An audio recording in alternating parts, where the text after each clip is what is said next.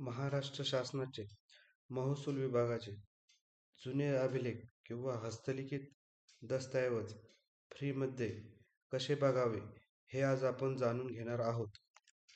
यासाठी सर्वप्रथम आपले अभिलेख .महाभूमी.gov.in/e-records या संकेतस्थळावर भेट द्यावी.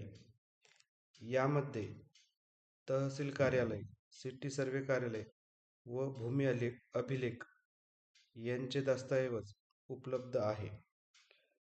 तहसील कार्यालयाचे 7/12/8 फेरफार, कडईपत्र, जन्ममृत्यू नोंदी इत्यादी कागदपत्र उपलब्ध आहेत. सिटी सर्वे कार्यालयाचे प्रॉपर्टी कार्ड, वालसेवर बुक असे दस्तऐवज उपलब्ध आहे. तर भूमी अभिलेख कार्यालयाचे टिपण, गुणाकार बुक, आकार फोडपत्र, कजप, आकारबंद व ताबेपावती इत्यादी दस्तऐवज उपलब्ध आहे. आता आपण प्रात्यक्षिक करून हे दस्तऐवज कसे बघावे हे बघणार आहोत. सर्वप्रथम आपण आपले अभिलेख .महाभूमी.gov.in/e-records या संकेतस्थळावर जावे. तदनंतर लॉग इन करून आपण या पोर्टलविषयी माहिती जाणून घेऊ शकतो. लॉग इन करण्याचे 2 पद्धती आहे, एक युजर बेस व दुसरी OTP बेस. युजर बेससाठी सर्वप्रथम आपल्याला साइन अप या ऑप्शनद्वारे आपली पर्सनल माहिती भरून माहिती सबमिट केल्यानंतर युजर नेम प्राप्त करून घेता येतात.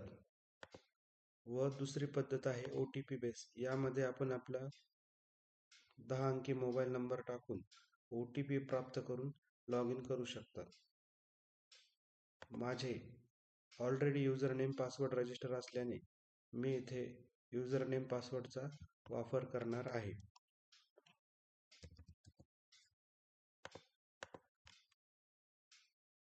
यामध्ये सर्वप्रथम कार्यालय निवडायचे आहे.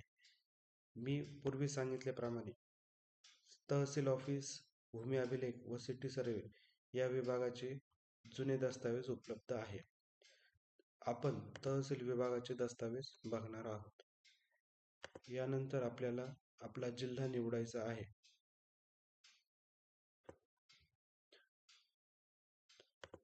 त्यानंतर आपला तालुका निवडायचा आहे.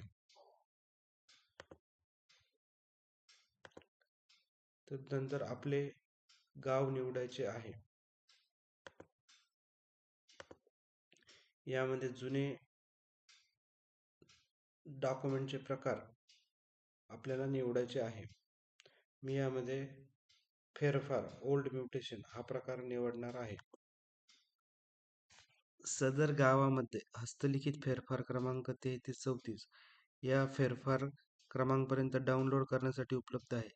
यानंतरचे फेरफार क्रमांक आपण डिजिटल 7/12 या संकेतस्थळावर उपलब्ध आहे. त्यानंतर गट नंबर, हिस्सा नंबर, म्युटेशन नंबर टाकून प्लॉट नंबर टाकून आपण सर्च करणार आहोत. तदनंतर समोरील माहिती दिसणार आहे. आपण योग्य माहिती निवडून दस्तावेज बघणार आहोत.